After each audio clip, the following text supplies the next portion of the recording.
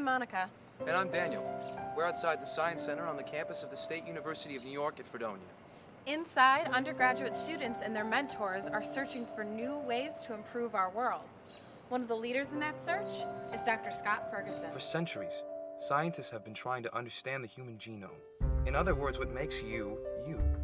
Dr. Ferguson and his team received the National Science Foundation grant to continue the study of genes, but in a way that might surprise you. People often ask, you're a grown man, why do you devote your career to studying fruit fly as a pest for most people? And so it's the utility of their genetics. We're able to study their development very rapidly. It's 10 days from an egg to an adult.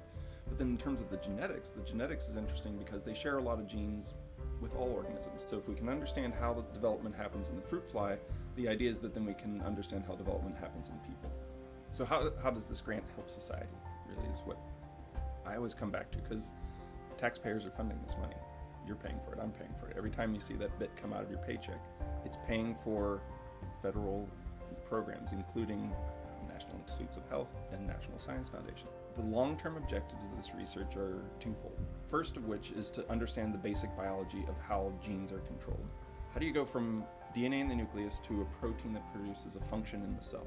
But at a very long-term level, the gene that I study is involved in humans with cancer. So if you have too much of that gene produced, you can develop a tumor. And so if we can understand the specific driving genetic changes that are causing one type of cancer versus another, we can hopefully exploit those differences to produce a drug that's tailored for that cancer.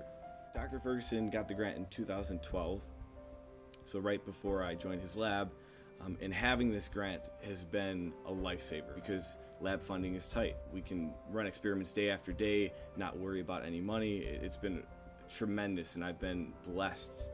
We collaborate with actually an alumni of Fredonia, Jeff Conroy, at the Roswell Park Cancer Institute. And so we go up there and use their DNA sequencer. It costs about $1 million for this one instrument. There's 180 million letters in each fruit fly genome. And so what we did was we took a handful of flies, sequenced every nucleotide 30 times over. So the technology that's available nowadays is pretty incredible to be able to do sequencing of that density. So we call it next generation sequencing.